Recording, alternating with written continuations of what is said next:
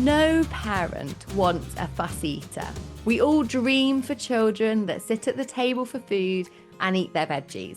But unfortunately for us parents, rarely is it all that plain sailing. This week, I'm joined by Annabel Karmel. There are two things that are very stressful when you have a baby, and those two are probably getting your baby to sleep and getting your baby to eat good quality food. And then the eating became that next hurdle for you. And did you kind of decide at that point that you needed to kind of, I guess, take the control into your hands? Because it sounds like you've been let down at times by professionals up to that point. A hungry child will be a less fussy child, but many young children never feel hungry. We never allow them to feel hungry. Hello, I'm Pip, and welcome to the Midwife Pip podcast, the home of expert information and real chats on all things pregnancy, birth, and beyond.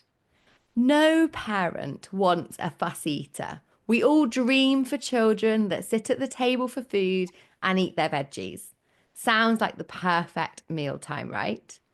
But unfortunately for us parents, rarely is it all that plain sailing. And this week, I'm joined by Annabel Karmel. With expertise spanning over 30 years, London-born mother of three and MBE, best-selling international author, and a world-leading expert on devising delicious, nutritious meals for babies and children, to help shed light on how we can feed our children with less stress and more success. So welcome, Annabel, and I know you are extraordinarily busy, so thank you so much for joining us on the podcast to talk about such an important topic. That's an absolute pleasure, because I do think there are two things that are very stressful when you have a baby, and those two are probably getting your baby to sleep and getting your baby to eat good quality food. So if we can crack those two, well, you're on your way to having a happy parenthood. So I'm here to help on the feeding and not the sleeping, because my children were sleepers, to be honest. You're so true. I think if you checked any new parents' most Google topics, it would be those two things, wouldn't it? Feeding and sleeping, for sure, for sure. Now, And that honestly came as a surprise to me, because I thought, I love food and I love eating. How could anyone not like food? But they are very stubborn despite their small size, as I learned as a parent. yeah, definitely. And I think we underestimate as adults, don't we, how much of a different and sensory experience actually eating food is. But before we get too stuck in, I wanted to ask you, first of all, why food and children's nutrition is such a passion of yours, because you've dedicated so many years to it now. It was a tragedy in my life that got me into my career, because I was a musician. And I probably would have carried on doing that had I not lost my first child in very tragic circumstances. She was born healthy and I was over the moon. It had taken me 2 years to get pregnant. I gave birth to a beautiful little girl called Natasha. And then one day when she was around 3 months old, I called a doctor because she didn't look right to me. And I explained her symptoms. He didn't really want to see her, but I persuaded him just to have a look over her. I took her to see him, and he gave me this lecture about how first-time mothers worry about their children, but they're far more robust than you think they are. Went back home thinking I shouldn't have disturbed him. The next morning, she projectile vomited. I took her to see another doctor. He then went and said he had to go out the room to see another patient. When he got back, he said he hadn't gone to see another patient. He had tried to get her admitted to Great Ormond Street Hospital because he thought there was something seriously wrong with her. In fact, he thought there was something wrong with her brain. Mm-hmm. He was right. I couldn't get her a bed at Great Ormond Street. She was transferred. I took her to St. Mary's. They did a CAT scan on her at the end of the day. And they told me in a very matter-of-fact way that she would never be normal again and she might die. They couldn't treat her and they had to transfer her to Great Ormond Street. So she was in a ward for one night. Next night, she was in intensive care. And 5 days later, they asked for a meeting and they told me that thinking part of her brain had gone, what do we want to do? And they put her in a little dress. I held her in my arms. It took her about 4.5 hours to die. And it was like my whole world was shattered. It was the worst thing that I think can happen to any woman who's given birth to a child. And it was just like, how is this happening? And why is it happening? Why is it happening to her? And it was just so terrible. I was in deep depression. My brand new book, Midwife Pip's Guide to a Positive Birth, is now available.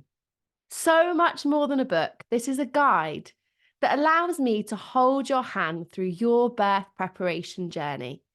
with over a decade of experience and knowledge packed in to ensure you really are empowered in the way you deserve to achieve a positive birth, regardless of the twists and turns that crop up.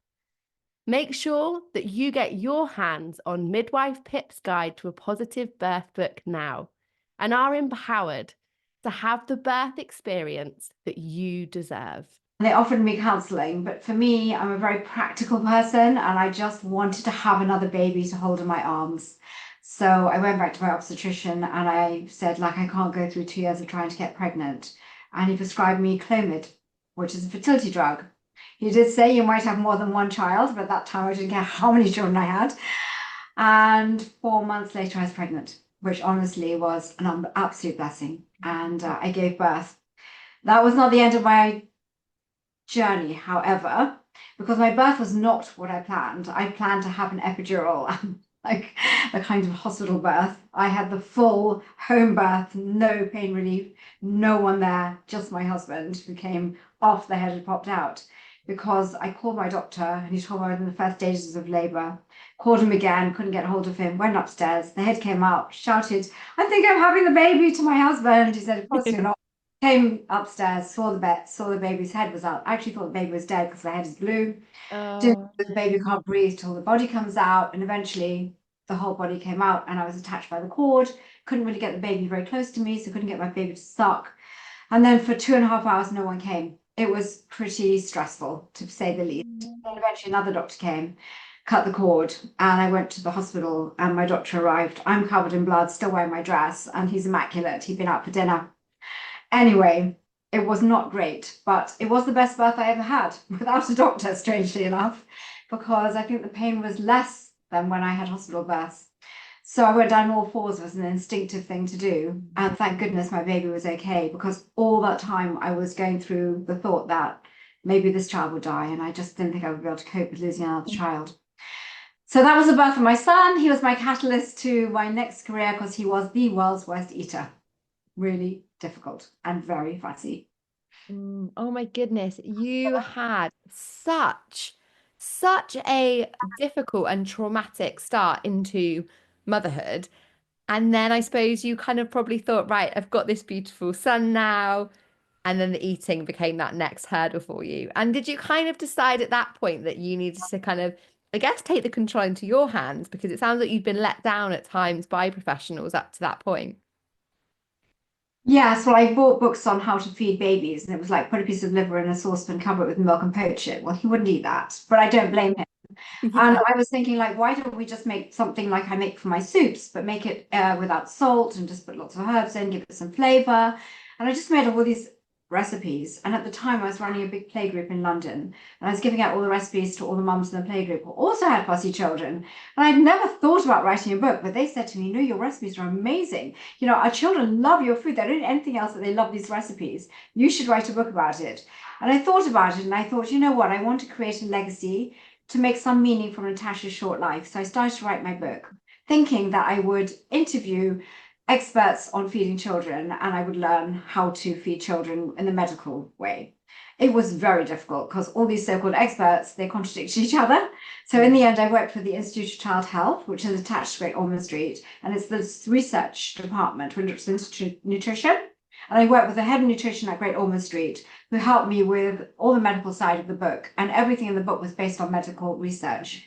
And then I developed all of the recipes and I sent it out to about 15 publishers, and they either turned me down or they didn't answer me. So I thought I had wasted 2.5 years writing this book and researching child nutrition. But then I thought I'll just speak to a few people. And I spoke to somebody I was playing tennis with, and he knew somebody who was going to Frankfurt Book Fair. They took the book, and Simon & Schuster, an American publisher, decided to publish it. Very big publisher in America. We then went back to Random House. It was then published in 1991 and it sold out within 3 months. And that book sold and has sold 6 million copies. And everyone turned it down and no literary agent would take me on. It just shows you just to follow your passion. I honestly almost gave up, honestly. I got quite rude letters back. Wow. And did you feel a little bit of a like I told you so Well, when you I got wasn't there. sure because even when that book did well, Random House didn't really want to do another book with me. They thought it was a flash in the pan. It was just one book. So I went and did another book with BBC Foods, and that did quite well. And now I've published like 51 books, a lot of them with Random House, and a lot of them have done very well because I kind of cornered this market of like really delicious, tasty food for children. It doesn't take to cook and that children love to eat. So no one had really focused on that subject matter because all the big chefs they just want to do like dinner party food or TV shows, but I just wanted to do children. I just wanted to see a child really adore eating good quality food because I feel that what they eat in their early years is what they're going to go on eating for the rest of their life. So it was so important. And for me, it was from the heart. It was my legacy. It was my passion. It was like kind of why, it's just become a part of me, my career. You can't separate me from my career, really. I Yeah. just live and breathe it, and I'm so happy to see so many people all over the world feeding their children my recipes. It gives me such joy. And And I that was love that. I one feel like it comes from a place of you're a parent first, and so you really yeah, resonate with those challenges and motivations really of parents trying to feed their children too. And I love what you say about, what children eat in those early years does have such a profound impact on how food and how eating habits evolve lifelong, really, doesn't it? Um, that's so yeah. what can we do? What can we do to help support healthy eating habits early on? Well, I think, things have changed. And in my day, we gave solids from around 4 months, in which case you could give fruit and veg for quite some time. Sometimes people don't realize that as you evolve, and if you are going to start weaning at 6 months, you can't just give fruit and veg because that doesn't contain iron, doesn't contain essential fatty acids. The iron the baby inherits from their mother runs out at around 6 months. So it's no good just giving carrots and fruit for a whole month. And so you have to think about, well, we're giving some fruits and vegetables, but we need to move on to red meat or something that contains iron. And especially think about giving essential fatty acids like oily fish, which is the best source, something like salmon, in the first 6 months of your child's life, maybe in the third week of weaning. Unless you start a little bit earlier, at around 5 months, which I actually do advocate because then you can do more fruit and veg and then move on to critical nutrients. Because babies physiologically are able to eat very, very simple solids from 17 weeks, but I do like to sometimes start around 5 months. And you can do that alongside breastfeeding.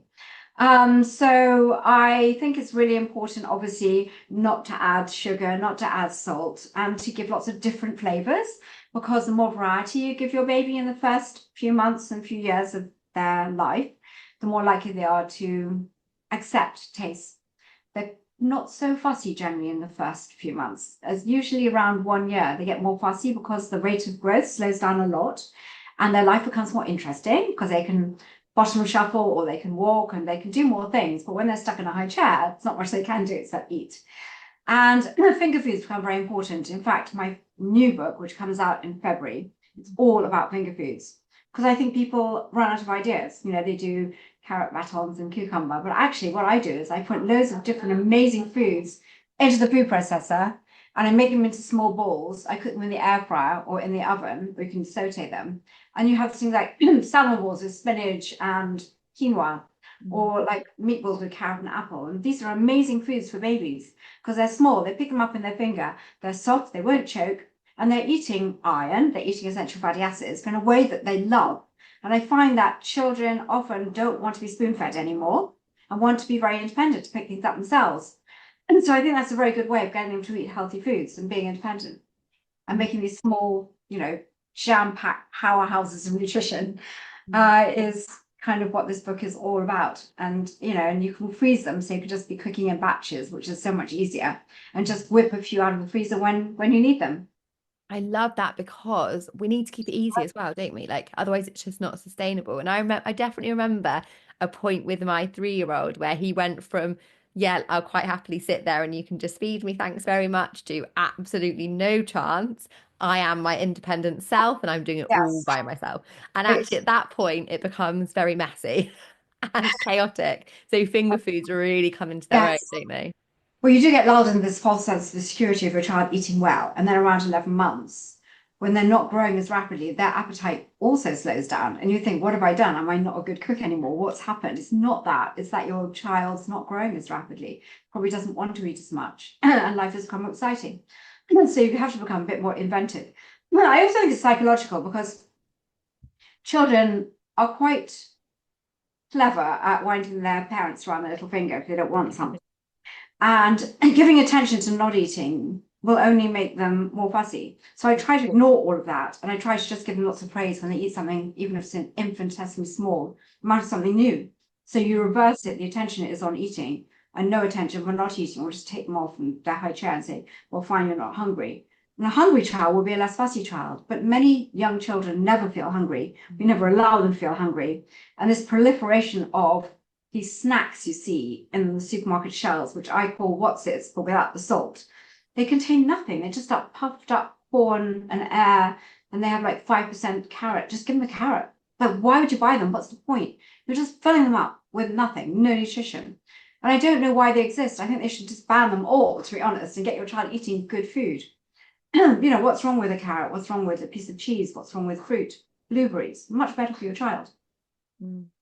Definitely. And I think you mentioned some of the kind of, I guess, what I'd call a red flag in terms of added sugars, added salts. Are there anything else that you would really recommend parents avoiding, especially in those early years when, I guess, like, Alfie this age, he's 6 months, he started weaning, he has no say. My 3-year-old has a say now in what he gets to eat. Alfie has none. I have full control. So at that time when we have got full control, what are kind of red flags and things that you'd really recommend avoiding? It sounds like some of the kind of lacking nutrient packet snacks that we get marketed. Well, definitely those. Anything that sticks to a child's teeth. I mean, even raisins in between meal times are not good. They can cause tooth decay. And there's a lot of tooth decay going on. And children are going under general anesthetics to have teeth extracted at a very young age. And why is that? It's often like fruit winders and these 100% pure fruit snacks. But don't forget, fruit contains sugar. It's not such a bad source of sugar, but if it sticks to the teeth, it will rot your child's teeth. So be very careful about what you give your children, because they make for these toddlers or little babies like sticky fruit snacks, which I would absolutely avoid because they are as bad as giving your child sweets when it comes to teeth. And the only time you should give things like that, like if you're going to give raisins, give it at meal times when saliva can wash the sugars away from the child's teeth. And actually the best thing for teeth is to give them cheese, because that neutralizes the acid on teeth. At school, we were given apples, which is not good because it contains sugar. So, we were a bit behind the times. The other thing is, the whole thing about allergies, like we were told not to give peanuts or peanut butter until at least 1 year. And more children were getting a peanut allergy. But in Israel, they were giving bamba, which is like a crushed peanut snack. And almost every child had it. And in that country, there's almost very, very low incidence of peanut allergy. And it soon became quite clear after the LEAP study that the children were given like peanut butter at a very young age were the children who didn't get the allergy, and the children who were being avoided giving the peanut butter to were the ones who were having the allergy. So now we recommend that all children are given potentially allergenic foods at 6 months. And I don't know whether you probably do know this, but actually if a child suffers from eczema, they're much more likely to have a food allergy. And in some cases, children with severe eczema should be introduced to these foods from 4 months, not 6 months, even earlier, because you have this window of opportunity under medical supervision where you can help avoid your child getting that allergy. And children with eczema are far more at risk of getting an allergy. The other thing that's actually really interesting to know is that the commonest allergy is not dairy, it's egg. A lot of people don't know that. And egg is an interesting one because if a child is allergic to things like omelets or things like poached eggs or scrambled eggs, they may not be allergic to baked eggs. So you can put an egg into a meatball, or you can give them a biscuit. And actually giving them that small amount of baked egg will help them grow out of their allergy.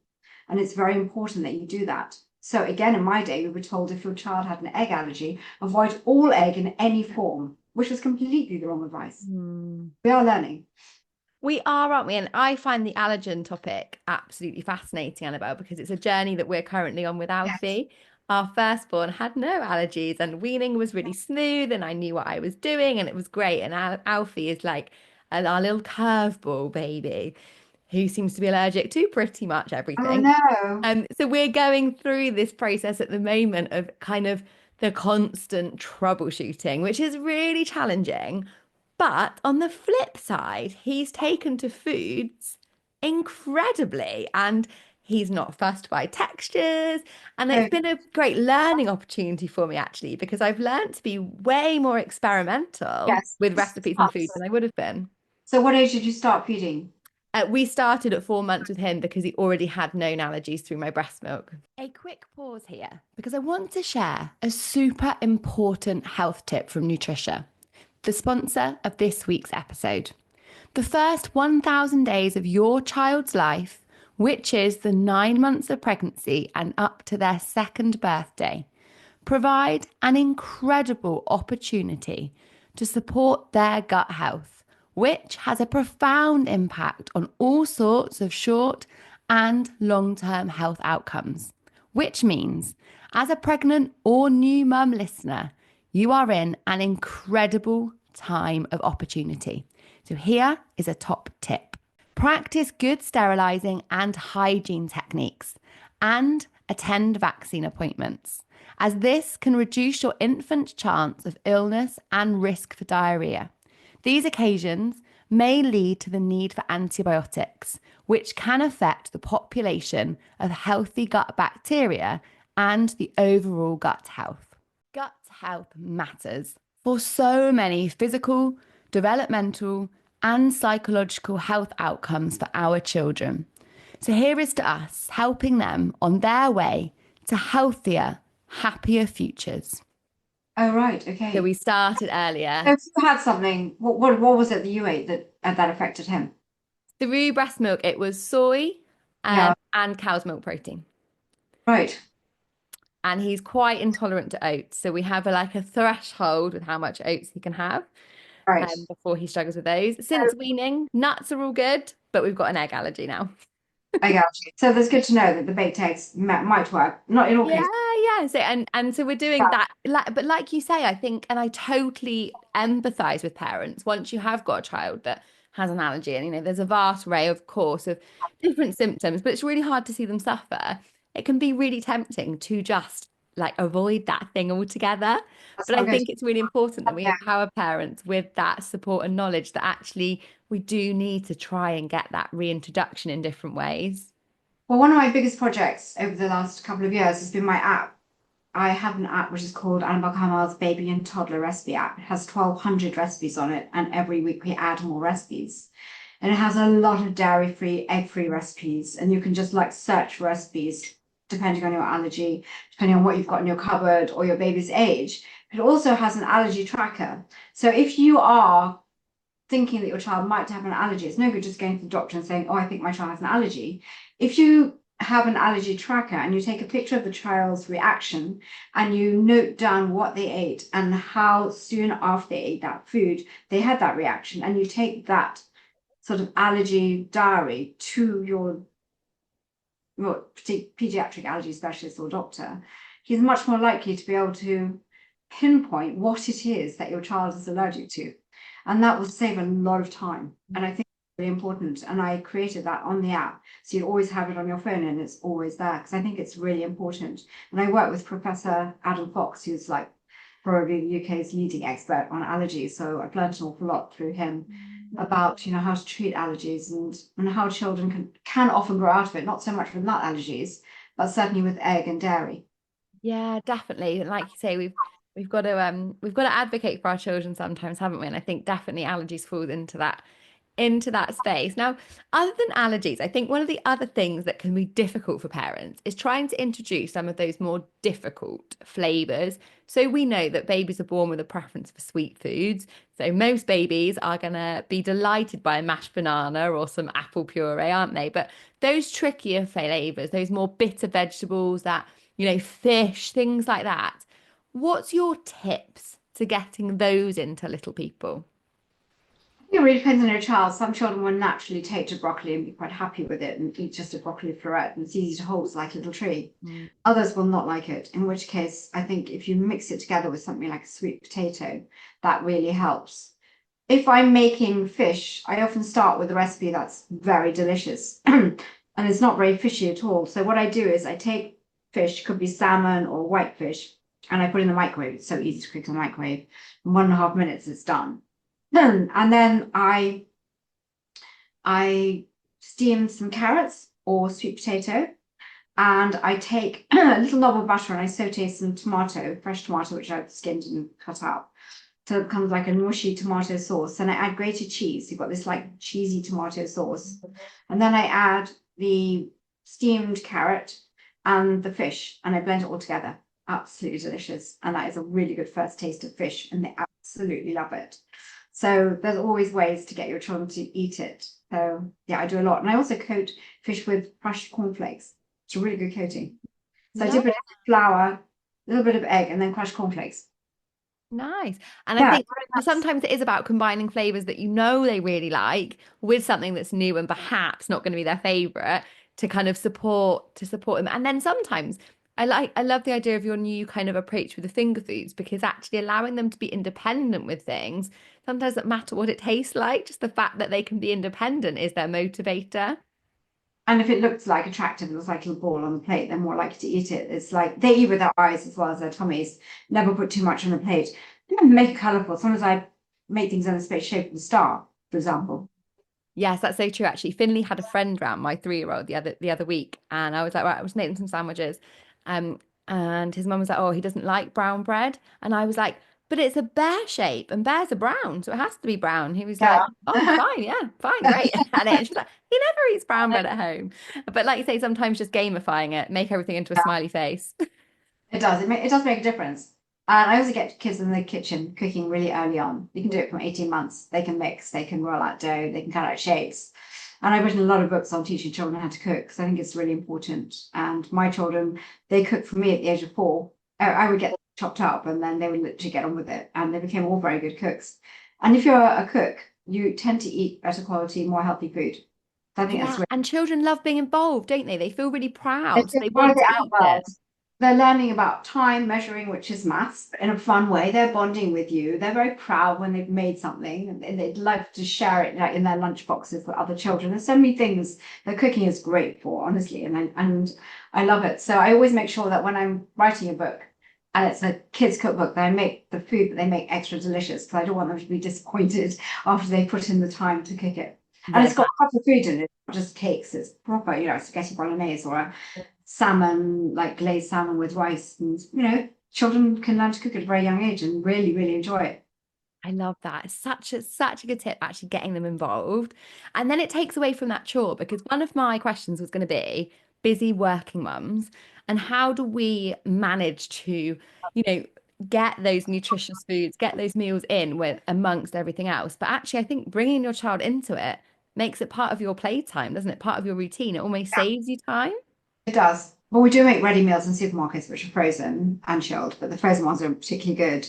And you can keep those in your freezer for when you don't have time to cook. And actually, our most popular meal for a 1-year-old is not our spaghetti bolognese with 6 veggies or even our cottage pie. It's a mild chicken tikka masala for a 1-year-old. They love it.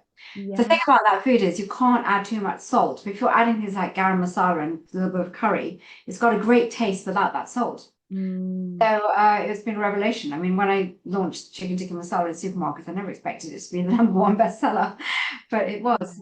I mean, it's been an incredible career. Like I've just come back from Abu Dhabi, where I was at Taste of Abu Dhabi, alongside people like Marco Pierre White, like doing cookery demos with children and moms cooking along with me, and then a demo making my hidden vegetable macaroni and cheese.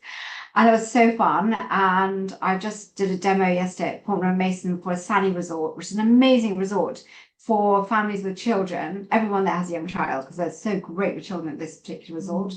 I do all the food in their 28 restaurants. And I never thought I would have food in supermarkets in Australia. From one book, all this has happened. And I think, Natasha in her very short life, which was 3 months, she gave me this whole unbelievable career. And honestly, if she'd never been born, I would never have done this. And this really, it's my legacy. It's really helped so many children all over the world because we have on our website like free recipes, on my Instagram free recipes, and people can make really amazing food in 5-10 minutes using my recipes that their children love. Orzo, for example, is amazing. And I make amazing sauces with orzo and chicken that you can whip up in the kitchen in no time and the whole family can enjoy. And I know what it's like to be a busy mum because I'm a busy mum and I don't have a huge amount of time to cook. And sometimes the longer you spend in the kitchen, the worse it tastes sometimes. Yeah. have to Yeah, spend. absolutely. There's a beauty in keeping it simple, and I love the idea of getting your children involved in it because by the nature of them being involved, it's going to be more simple foods, because of their skill set. So I love that, and it's brilliant that you really turned Annabelle a complete tragedy that, let's face it, could have completely broken you in every single aspect. And I know there would have been a time where it felt like that, but actually you've turned it into something incredibly positive that has really positively influenced so many families and children. So you should That a lot relish of in people do. pride of what you've achieved. It happens to a lot of people who lose a child. Anne Diamond, she, the way you sleep, the way you put your baby down to sleep, she was really fundamental in that, and she lost a child. And more people lose children than they just don't talk about it. But it does change your life. You do end up doing something which you feel is important because you want to give something back.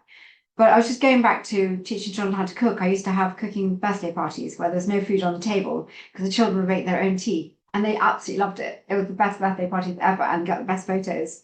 And then they used to take home all the things they made, and it was great.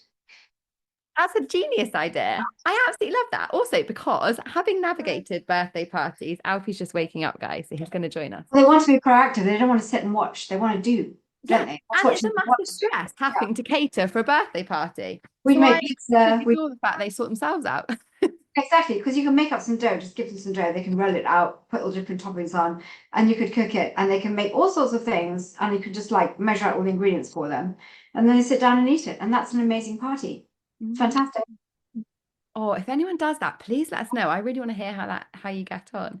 Now, Annabelle, you've shared so many tips with us, but everyone that comes on the podcast, I always ask for three top tips to finish us off. So could Gosh, you try and share your three top ones that may well be a repetition of what we just talked about, and that's fine too. oh gosh, let me give a thought to that. So, I think that I think what I did say earlier, if you are weaning your child, that a lot of people think you just give fruit and veg for weeks and weeks on end. Mm. Now that we change very often, giving or weaning at 6 months rather than 4 months, you can't do that. You need to give fruit and veg for a shorter period, and you need to introduce those critical nutrients because your baby is running out of iron and it needs essential fatty acids like salmon. So that's a really important thing to think of. The other thing is finger food. I have an app where I teach, well, it shows you exactly how to cut different finger foods. Because a lot of Mm. people, yeah, will give finger foods, and the first sign of their child gagging, they stop giving finger foods. What they need to understand is that every child will gag, and gagging is their natural reflex to clear their throat, and that's how they learn not to choke. And the best thing you can do is not to interfere. And gagging is when they just cough and splutter and they go red in the face. Choking is when they're quite quiet or probably silent. Silent, yeah. No. So actually, gagging is completely normal and you leave them alone. Choking is something very different. But we show people like exactly how to cut food. So for example, if you cut a carrot into round coins, that's really dangerous. That can get stuck in a child's throat. If you give a child a small strawberry, that's dangerous. But if you give a child a very large strawberry, they can suck on it and it's fine. You Mm. need to squash blueberries, so you need to cut them in half. And all of these tips are really important. So we go through every single fruit and vegetable, how to cut it, how to cook it so your child doesn't choke, and how important it is to get your child to eat finger foods, because it is important. Hand to eye coordination, for developing the speech muscles and many things. And I think a lot of people are so worried about it, quite rightly so, and anxious about it. I want to make that really comfortable for them. And the other thing probably is that there's so much pressure on mums. There's so much pressure. If you can't breastfeed, you're already a bad mum. And I just think that's ridiculous because like there's so many children out there like who haven't been breastfed and you would not know the difference between them. Like some people don't have good eyesight and they wear glasses, and some people just can't breastfeed. It's like just how we are. And I think there's a lot of guilt and pressure put on mums. So when it comes to feeding, like, what if your child doesn't eat green veg at the beginning? So what? In those days, I gave my children loads of sweet root vegetables, and eventually they ate broccoli and spinach and were very happy eating it. But I probably didn't give it to them in the first month. It didn't make any difference. They still like it. So don't get too worried and hung up about it. There's all these books like you must start with broccoli, you must start with spinach. But if your child is not eating that, you can put them off weaning altogether and they just want the bottle back. So just be careful not to put too much pressure on your child. And all these rules and regulations, every child is different. Some children just don't like those vegetables on their own. So don't push it and just, make it a happy, fun time. And sometimes it's good to eat with your child because who likes eating on their own? they see you eating, they're more likely to put something in their mouth and chew it themselves because they're great mimics. So I think those are probably my tips. And the other thing is like, sometimes if you want to start weaning, if you just hold your child on your lap and give them a cuddle and feed them that way, like breastfeeding, it's a nice introduction to food. And if they don't like the spoon, dip a clean finger into the food and let them suck it off. Just like, it's just what works for you. I give you guidelines, but actually you are the best judge of what your child needs. And I think the mums know their children better than anyone. And I wish I'd known that when I had my child wasn't well, because I knew my child wasn't well, listened to the doctor, but underneath it, I had a feeling that there was something seriously wrong with her.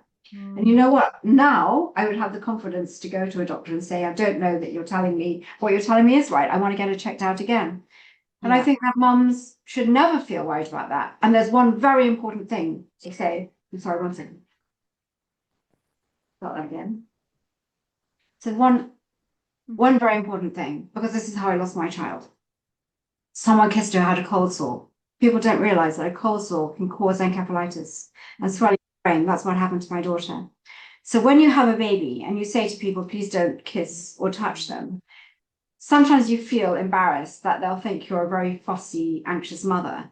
But the thing is, you're not. You're just being protective of a child who doesn't have the antibodies to fight an infection, and never worry about it. And it's very important. And I work with the Lullaby Trust on this because I feel, and I was told this when I left Great Ormond Street, that when I had my next child, just take her to the park, don't mix with other children, don't let people hold her. You don't understand how vulnerable they are in the first few months of their life. It's just not worth it. Yes, it was very rare what happens to me, but it happened. It happened, And it can happen to other people as well. And I learnt a terrible lesson. And I just want to avoid it happening to anyone else, because it could have been avoided if I had known that. Definitely. What an important message to be sharing. So thank you, because I know all these years later, it's still such a difficult thing to talk about. But you're right. I think it comes down to parents' intuition. And being that advocate, being empowered to be that advocate for your child. And I know that you're doing that in all sorts of aspects, but obviously that food space, which is so reassuring and helpful. So thank you so much, Annabel. Your baby is so cute. I like that. Little outfit. Gorgeous looking boy. Little red teething cheeks. Yes. But thank you so much for your time. We're really grateful. Do recommend my app, because it is a fantastic tool for weaning. It gives you all the advice you need on weaning and all the recipes you need. It's such a great tool. Yeah, let's pop that in. We'll pop it in the episode description, Annabel, so that if you are listening and you think, actually, that sounds exactly like what I'm after, Yes. you can grab that as well. Before I head off, I need to tell you something. 68% of you who listen to my show have not hit the subscribe button. So can you do me a favor? And if you've ever enjoyed listening, hit subscribe now. It makes a huge difference, helping me to keep bringing you episodes. And together, we can then reach and empower more women on this journey. If you are a pregnant or newly postpartum listener and are looking to have the healthiest, most positive and informed journey, then my exclusive Your Pregnancy and Your Postnatal Journey courses may be for you. I work with a select number of women in a bespoke way, with unlimited access to me and my expert team for the most transformative level of support at this important time in your life.